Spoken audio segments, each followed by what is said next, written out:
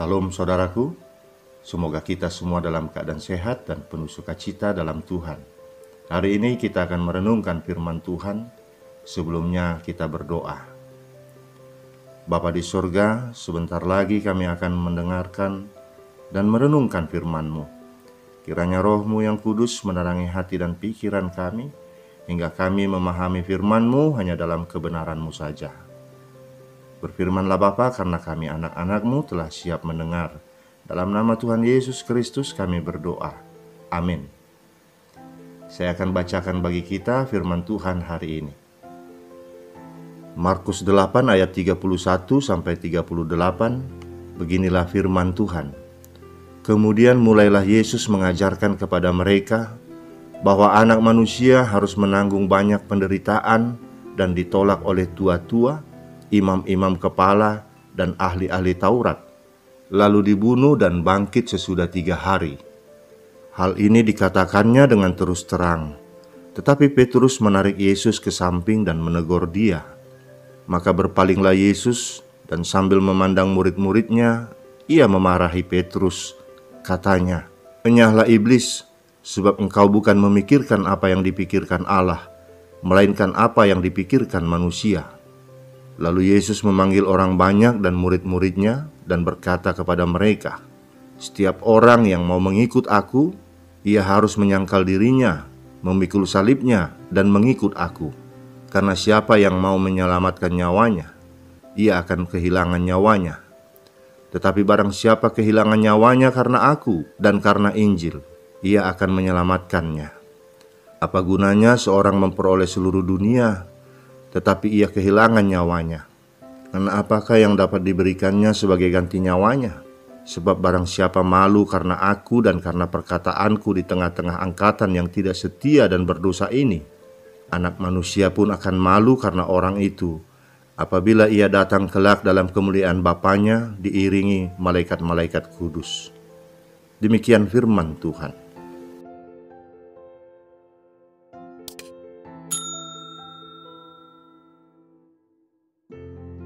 Saudaraku, seorang anak kecil mempunyai seorang ayah angkat yang miliarder. Selama seminggu sebelum ulang tahunnya yang ke-10, anak itu mendengar orang-orang memberitahu tentang hadiah luar biasa yang akan diberikan ayah angkatnya itu kepadanya. Pada hari ulang tahunnya, anak laki-laki itu membuka semua kado sampai ia menemukan sebuah kado kecil bertuliskan nama ayah angkatnya. Pandangan kecewa yang mendalam tampak di wajahnya saat ia membuka kado itu. Ia hanya menemukan beberapa lembar kertas dengan cetakan tulisan dan tanda tangan di ujungnya. Harapannya hancur berkeping-keping sehingga ia melemparkan kertas itu ke tempat perapian. Ibunya dengan gerakan yang cepat menyelamatkan kertas itu dari api. Ayah angkatnya memandang anak kecil itu dengan sedikit kurang senang. Tapi ia paham tabiat manusia. Dia kemudian memberikan sebuah kotak kecil berisi banyak uang logam kepada anak angkatnya itu. Uang logam yang banyak itu membuat anak kecil itu sangat senang dan bersuka cita, dan dia mulai menghitungnya. Dia sekarang menjadi kaya menurut anggapannya sendiri. Kemudian ibu anak itu mengambil kertas-kertas yang telah diselamatkannya tadi, merapikannya dengan hati-hati dan kemudian menyimpannya. Kertas-kertas itu adalah akte yang memberikan hak kepemilikan atas sebuah tanah yang sangat luas kepada anak kecil itu. Lelaki kecil itu melemparkan warisannya yang paling berharga dan lebih memilih sekotak kecil uang logam. Saudaraku, di lubuk hati umat Israel sepanjang masa, makna kehadiran seorang Mesias, seorang juru selamat, tidak pernah lepas dari peran politisnya. Pemahaman ini dilatar belakangi oleh situasi umat Israel yang senantiasa berada dalam penderitaan dan tekanan hidup dari penjajahan bangsa asing. Itu sebabnya saat kerajaan Romawi menguasai mereka, berulang kali muncul orang-orang yang dianggap sebagai Mesias untuk membebaskan mereka dari penindasan kerajaan Romawi. Misalnya Yohanes Pembaptis. Umat Israel selalu mengharapkan kedatangan seorang Mesias yang tangguh, tidak terkalahkan, agung, dan mampu membawa mereka kepada kesejahteraan yang sempurna.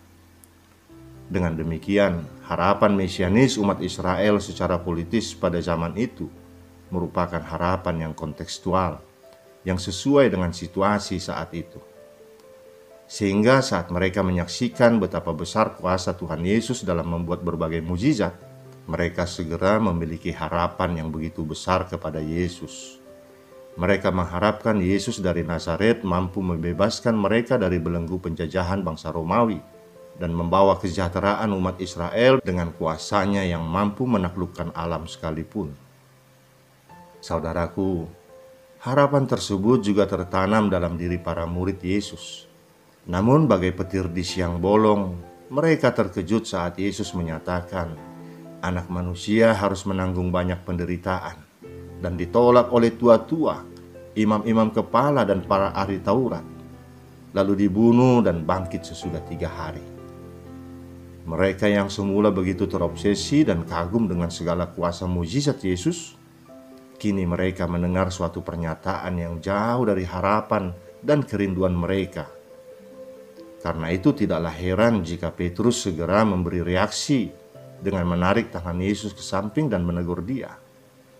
Sebab konsep mesianis yang mereka pahami adalah Mesias yang tidak boleh sedikit pun menderita, ditolak oleh para pemimpin agama, dan mati terbunuh.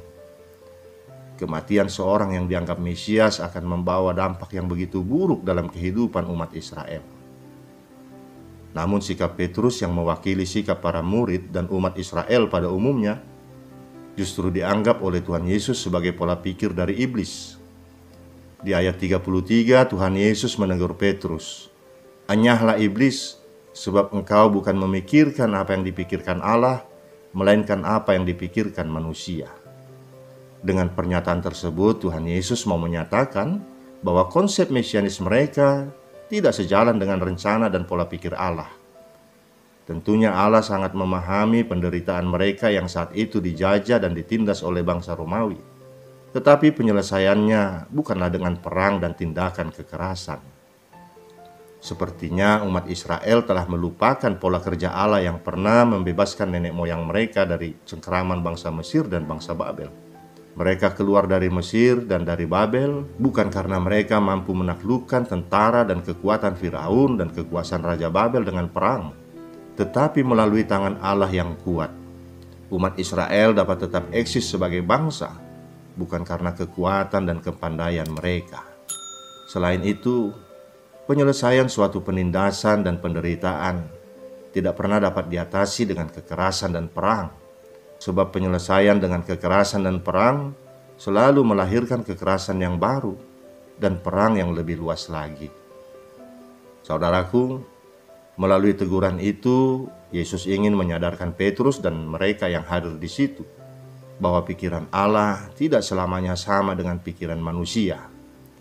Kalau manusia cenderung menghindar dari penderitaan dan segala risikonya, tidak demikian dengan Allah. Allah justru dengan sadar memilih untuk menghadapi jalan penderitaan dan segala risikonya itu, demi terwujudnya suatu tujuan yang ingin Ia capai, yaitu mendamaikan manusia dengan dirinya. Pola pikir Allah yang semacam itulah yang sebenarnya ingin Yesus ajarkan kepada setiap orang yang mengikutnya, dengan memilih taat pada jalan yang Allah sediakan, sekalipun syarat dengan penderitaan. Yesus ingin mengajak murid-muridnya untuk melihat penderitaan itu dengan cara pandang Allah, bukan dengan cara pandang dunia yang cenderung anti penderitaan. Dalam ayat 34, Yesus berkata, "Barang siapa ingin mengikut aku, ia harus menyangkal dirinya, memikul salibnya dan mengikut aku." Tuhan Yesus mau menegaskan bahwa setiap orang yang menjadi muridnya harus memiliki kesediaan untuk hidup dalam penderitaan, berani untuk menghadapi penderitaan yang terjadi dalam hidupnya, dan tetap menempuh jalan yang Allah tunjukkan, sekalipun melalui berbagai penderitaan. Itulah jalan hidup yang Kristus tawarkan kepada kita. Spiritualitas Kristen tanpa penderitaan adalah spiritualitas yang anti jalan Kristus. Ayat 35 mengatakan, "Karena siapa yang mau menyelamatkan nyawanya, ia akan kehilangan nyawanya." Salib adalah alat kematian. Memikul salib sama dengan memikul kematian. Akan tetapi Yesus seolah berkata, jika kamu mengira bahwa hidupmu akan selamat dengan tidak memikul salib, maka kamu keliru. Karena dengan tidak memikul salib, justru kamu sedang kehilangan hidupmu. Penderitaan dan salib bukanlah titik akhir bagi Allah. Setelah itu akan ada kebangkitan. Itu tanda kemenangan. Ini memberikan pembelajaran kepada Petrus dan murid-muridnya bahwa tindakan iman semestinya diawali dengan tindakan memberi diri dan percaya kepada keselamatan yang dari Allah, dan bukan berupaya menyelamatkan diri sendiri serta memaksa Allah menuruti keinginan diri yang biasanya dipenuhi kejahatan dan pemberontakan kepadanya. Saudaraku, manusia lebih suka untuk memilih hal yang membawa kenyamanan dibanding dengan hal yang membawa ketidaknyamanan. Manusia lebih suka menghindari risiko daripada menghadapi risiko. Hal semacam ini nampak dalam kehidupan sehari-hari umat manusia. Bagi manusia, penderitaan dipandang sebagai suatu keadaan yang penuh dengan ketidaknyamanan dan risiko. Karena itu, setiap orang berusaha untuk menghindar dari penderitaan. Kalau ada yang lebih menyenangkan, kenapa harus memilih yang membawa derita?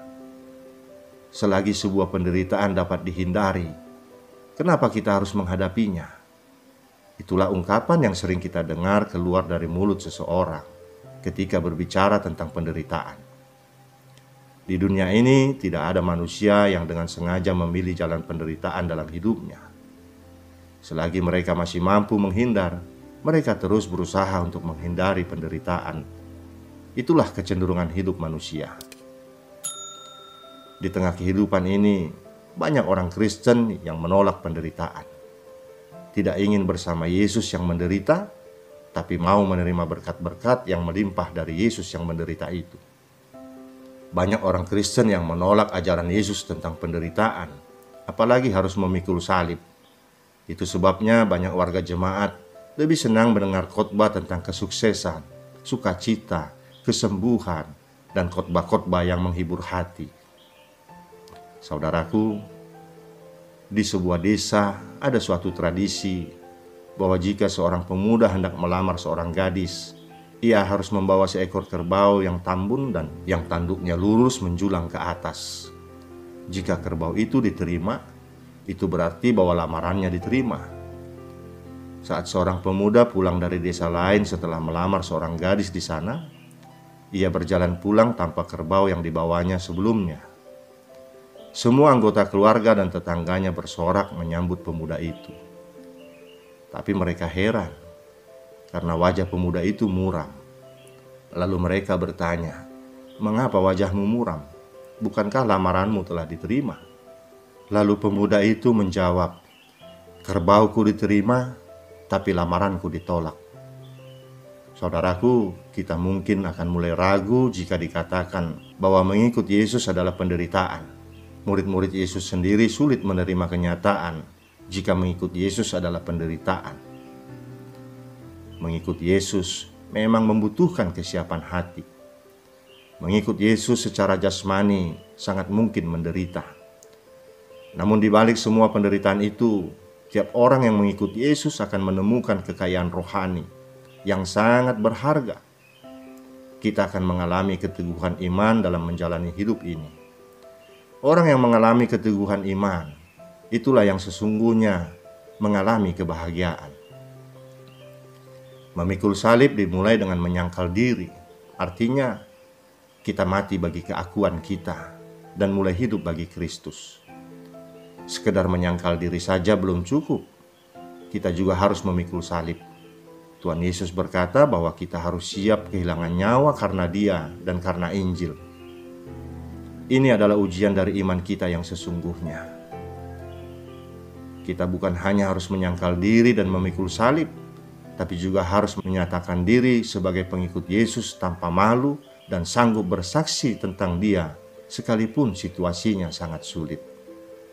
Saudaraku, mengikut Tuhan Yesus itu memang tidak gampang. Ada perjalanan penderitaan yang harus ditempuh. Kendati demikian, Perjalanan penderitaan itu adalah perjalanan menuju kebahagiaan, kebahagiaan yang sejati.